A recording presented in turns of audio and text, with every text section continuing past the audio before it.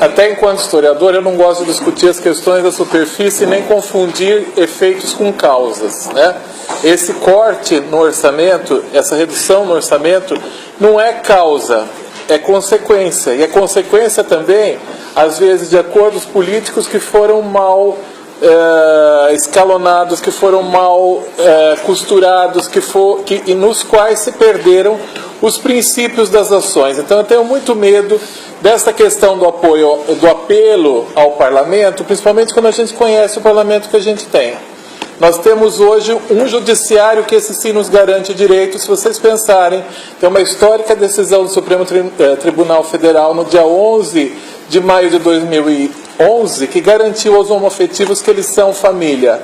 Aí vem o Congresso Nacional e quer votar o Estatuto da Família, que retira esses direitos. A gente tem legisladores que estão a favor de cercear e retirar direitos e não ampliá-los. Se a gente pensar no campo da educação, o que foi o parto que foi construir o PNE e construir os PMEs, onde nos municípios, nas câmaras municipais, replicaram as discussões que aconteceram no parlamento em relação à ideologia de gênero, como eles chamaram erradamente, né?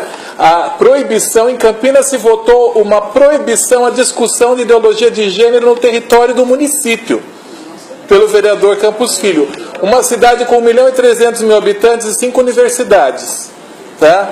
E aí você vê as concepções de educação integral que esse parlamento tem, como sendo apenas escola de tempo integral, e não adianta eu ter uma escola de 7 horas, português, matemática, matemática. Isso não é educação integral, né?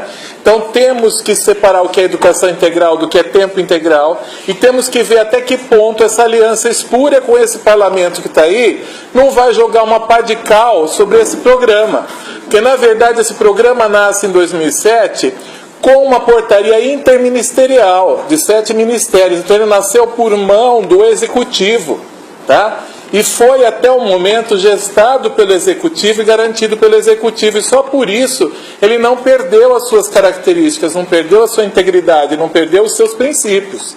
Então uma coisa é, por exemplo, a senadora Lídice da Mata, do PSB da Bahia, que propõe o Estatuto das Famílias, que é uma mulher progressista, né? Mas ela é uma voz que clama no deserto. Para cada progressista você tem 3 ou 4 reacionários ou conservadores no Congresso Nacional. Então eu tenho muito medo, por exemplo, de aliar os comitês, aliar a imagem dos comitês a essa descaracterização do programa, porque no momento de fazer uma aliança, vocês sabem muito bem, você abre mão de algumas coisas. Então, para garantir a verba, eu vou abrir mão dos princípios do programa. Não vou mais discutir ideologia de gênero, não vou mais discutir africanidade, não vou discutir relações e temática étnico-racial. Aí eu vou ter um programa mais educação, um programa mais cultura, que vai ser um esterpe do português e da matemática, vai ser uma vulgarização ou meramente aula de reforço de português e matemática. E com isso eu não coaduno, né? E quando eu estou falando aqui, eu tenho certeza que eu falo por todos os comitês do Estado de São Paulo, porque já me autorizaram a falar por eles. Comitê do Oeste Paulista e o Comitê Territorial do Estado de São Paulo, que estão aqui acompanhando, inclusive, não é? Então, e que é o estado mais populoso da União, se a gente for pensar, e o mais problemático. Que a gente tem esses paradoxos, como eu falei, uma cidade como Campinas até então, que dá como progressista, né? E você tem um vereador que propõe que não se discuta ideologia de gênero no território do município, né? Nem a própria casa, a própria Câmara poderá discutir, se isso for aprovado. Então, nós estamos vivendo uma era paradoxal de retrocesso.